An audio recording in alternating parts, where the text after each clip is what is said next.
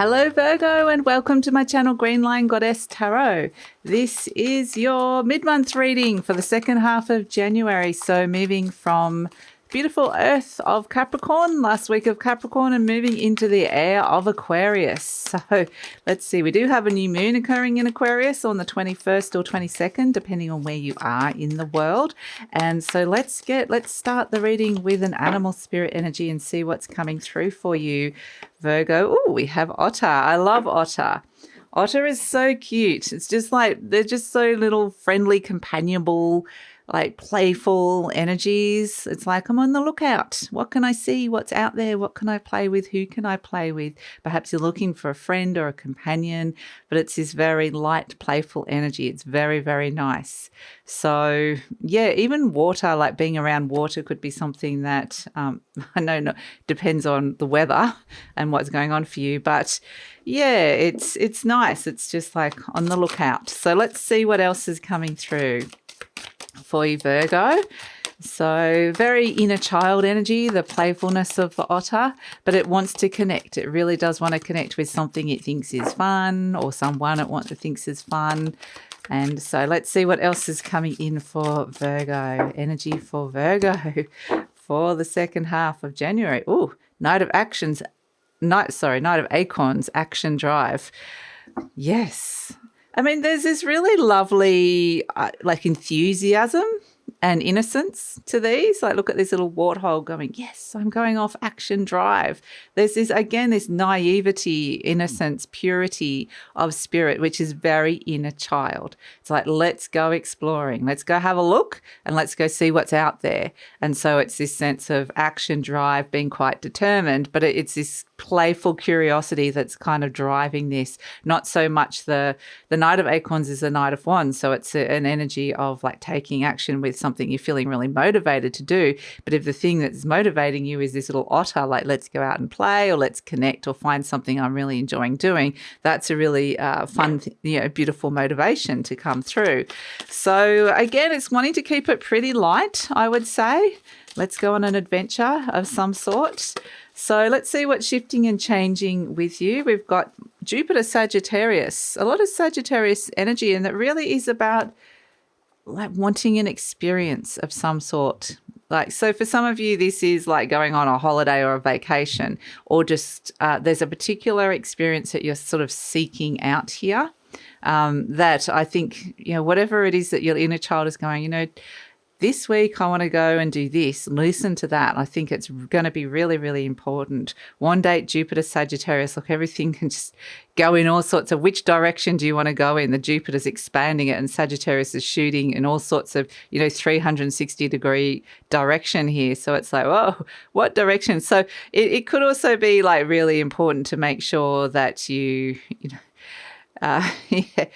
that part of it is spontaneous, I have to say, but part of it also needs a bit of a plan. Otherwise, it could just be like, I don't know where we're going. So, yeah, it's an expansive, like expanding, meeting more people. It really feels like you're expanding your horizons here. The Sagittarius energy wants to kind of expand your reach here. Like, who are you talking to or communicating, or what are you seeing? What are you learning? So what are you experiencing? So it really feels like there's, it's great to go off and explore and learn about a whole heap of new things. This is a really great time to be doing that. So let's see what else is coming through. So it's kind of an energy of, however, this can be both physically but also mentally here with the Four of Swords, traveling over ideas, reading a great book, going into a world. It's traveling over knowledge. It doesn't have to be physical, but it can be. So let's see, the Four of Swords crossed by the Six of Pentacles. I feel like for a lot of you, this is allowing yourself to dream a little bit as well. Because, you've got the Tower. You might just be surprised at what comes in. There's something unexpected that comes through with this. The Five of Cups, the World card, the Four of Cups, the King. I think we're being brought down to reality a little bit now, Virgo. Unfortunately, the Seven of Cups and the Five of Wands. Okay. The Six of Swords, you're able to move on from some sort of conflict or battle. And yes, the Sun, again, inner child energy. We can see the child on the horse, breakthrough. Listen to that inner child.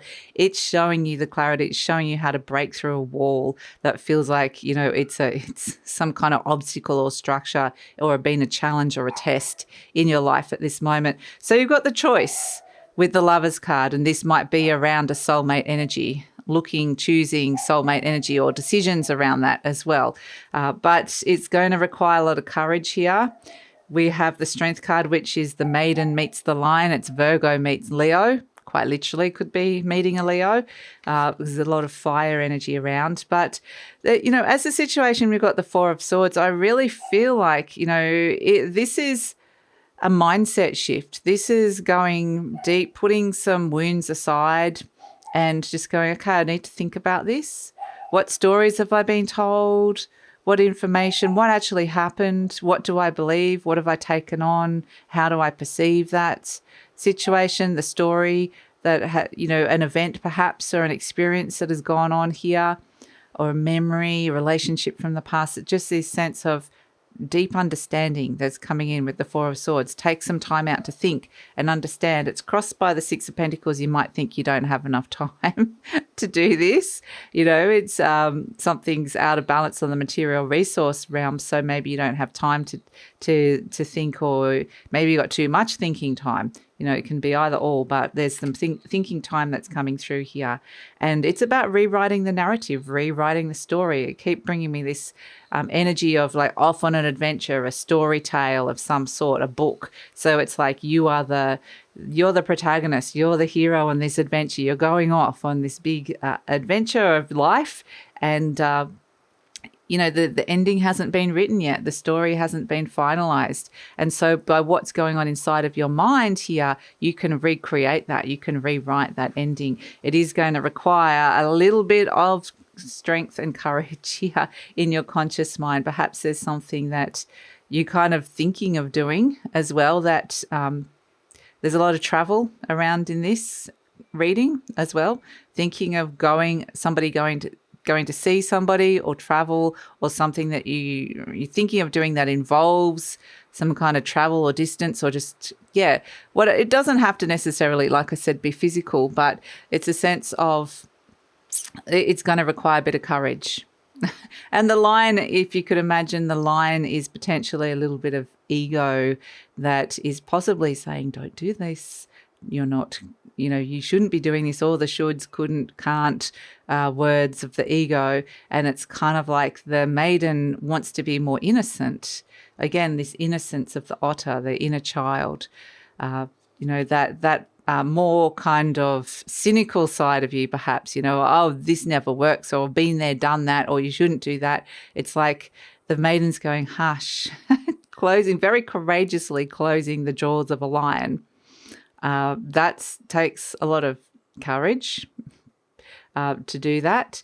And it's a sense of, I don't need that. I need to kind of be in more of an innocent, I need to feel the purity and innocence stepping into this. So that's something that comes through. Now, through this process of thinking, boom, putting aside some of the wounds and just rewriting the story, boom, unexpected ending coming in, or unexpected new beginning, unexpected change, plot twist. In it comes with the Tower card. Ooh, that wasn't what that character, suddenly the character's doing something very out of character or very different to what they were expecting. And suddenly there's like somebody new comes in, or they're heading off in a different direction, or, there's a plot twist of some sort that can come through with this.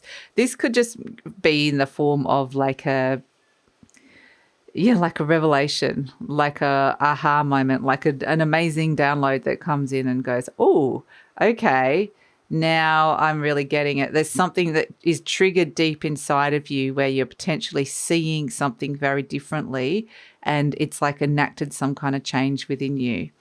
So this is the deep down energy of the Tower. So it's more of an internal energy of what's going on deep down. And it's really showing you what you no longer need, what you've outgrown, what isn't you anymore. And so you're stepping into the new you. how you've kind of moved beyond that or past that or left that behind, or how have you kind of moved into this other version of you, and there's a part of you that wants to come back to, or, rework the version of who you are. So the Tower card, however that's working, it's just showing you that something isn't right for you, and it's going to take a little bit of courage to kind of end this cycle, I would say. We have in the recent past the Five of Cups, and this is, it's been something in the past, in the cycle, something that's potentially hurt you or upset you or been really disappointing. It really is something that this is kind of seeing a situation or a relationship or that energy of what occurred in a very different light. It's almost like, now I can put that behind me, or now it's almost in a moment you get freed from it. In a way, it's kind of interesting. But there's been something that's hurt you deeply with the Five of Cups, or there's a sense of a loss in some way, shape or form, like an emotional loss. So in the near future, we have the World card. This is the ending of the cycle. Taking the action, going out, exploring, casting your net further for whatever reason, that's going to help you end this cycle. It's also stepping out into the world, like the end of the cycle liberates and frees you. So the World card can mean, like I said, there's lots of cards. The Knight of Acorns is travel, the Knight of Wands. The Six of Swords is travel. The World card can mean international travel, like luxury travel or international travel of sorts. So there's definitely this sense of moving beyond you're moving kind of beyond a place or space that you feel comfortable with or at home. But I kind of feel like there's an enthusiasm and optimism and excitement, albeit like a little bit nervous requires a little bit of courage, but with this sense of once you have this internal tower moment, it's almost like, you can't go back after that. Something irrevocably changes inside of you and it's moving forward. It's like all stations go, we're moving forward now. Putting the past behind you. So this is you, the Four of Cups, okay? There's something emotionally on offer here and you're just really considering it, like not sure about what it is. So have a deep think about it because that's really, I think, what, you're going to really get a very clear perception with this Tower card, whether this is right for you or not, how you're feeling about this choice that lies in front of you. So I really think it's not about rushing into it. There is something that can be rebuilt here on your emotional level, but it's your choice. And so not to rush into anything. Energy surrounding you got the King of Pentacles. So this is the King of Earth. This could be another earth sign around you. So Taurus, Capricorn or Virgo, or it could be somebody that's quite wealthy, generous, successful. This could be a business as well, related to a business, all of this sort of stuff. But the King of Pentacles is saying there's something on a material resource realm that, and whether this is money, banks, it can be currencies.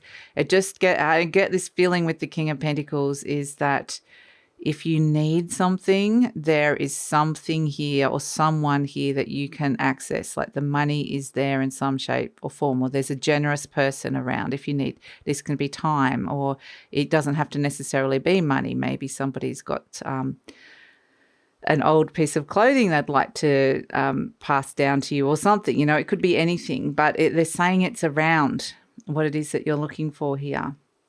So it is around this King of Pentacles. So very nice.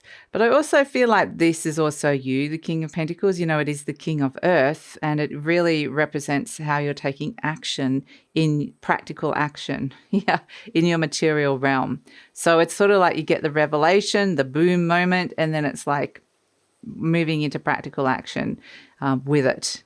So potentially, looking at a whole heap of options here with the Seven of Cups, or this is your hopes and fears, at least wanting options to come to present themselves. The Seven of Cups can mean that the picture's still forming. So some things aren't necessarily clear, but the Seven of Cups is nonetheless more choice, more options. And we can see that choice is a very important thing with the Lovers card there. So we have as the outcome the Five of Wands, the Six of Swords, and the Sun card. So this is you moving on, moving away with the Six of Swords. It feels like a breakthrough, like it's amazing. The Sun card brings clarity, it brings vitalization, breakthroughs. This is your inner child going, boom. This thing that you've been struggling with, that's felt like a battle, you're moving away from it here. Beautiful, into calmer waters, finding the peace. And so the Six of Swords represents moving, it represents traveling, or just being able to, like I said, even just inside your mind, being able to move on from something and find the peace, lay something to rest. And that's going to make you happy with the Sun card. So yeah, it's a sense of being able to move forward now. And old cycles are completed, moving forward, and that feels fantastic with the Sun. So big choice coming through. We see the Sun here as well with the Lovers card. The Sun is blessing down. It just needs to break through this cloud that we're seeing here with the Seven of Cups. But look, the boom, the Tower card is going to be the breakthrough that is coming in, mental breakthrough that comes through with that. So it's going to really help you with a choice or a decision in your life at this moment in time that's coming in. So yeah, all stations go. And, the other thing that's happening is that all the planets are starting to move forward. So Mars has been in retrograde, Uranus has been in retrograde, Mercury has been in retrograde. By the third week of January, they're all moving forward, and it's this sense of being able to suddenly move forward where it's been challenges, where you've had to revisit things, where things have been going slow. It's like right now we can move into something, and that's going to feel like a breakthrough for you as well. So let's pull an affirmation card for you, Virgo, and see what's coming in. Affirmation card for Virgo. Oh, you've got two. Let's see. Loving others is easy when I love and accept myself. Beautiful. My heart is open to allow my love to flow freely. I love myself, I love others, and others love me. Very nice. And that's, again, they're bringing me to the Lion of the Strength card, because that's a very much like opening your heart energy as well, having the courage to do that. We've also got, I let go of all expectations. Well, that's good with this card, because it might plan might move, or things might shift and change differently to how you're expecting. I flow freely and lovingly with life. I love myself. Again, that card coming in. I know that only good awaits me at every turn. Fantastic. So it's got this a lot of energy around self-love, which is actually really nice, but it's very optimistic, and this sense of being able to finally move forward and to kind of expand your horizons in some shape or form. So yeah, let's pull a charm for you to finish it off. First charm for 2023. Virgo. First charm for 2023. Ooh, I love it. We've got the treble clef. That's the high. I'll just get it up the right way. The high octave when it comes to music. So it is about frequency. It could quite literally be about music for some of you, but it's about going up to the higher frequencies. And again, that's the inner child energy. The dogs are barking now, but that's the inner child energy, going to those higher frequencies of unconditional love, peace, the higher vibrational energies. And that's where it's almost like it goes down through the crown, and it's like this lightning bolt that goes through your crown here and down into you. And it's like, oh, okay, breakthrough. So that's where it's kind of like this moment of revelation that comes through with that. So trust those higher frequencies that are kind of wanting to connect with you, even open up to them if you can. And that's where this kind of energy is about to shift and change and move things forward in your life. So that's it, Virgo. Thanks so much for joining me. Please like, subscribe, share, leave a comment, and look forward to seeing you next time.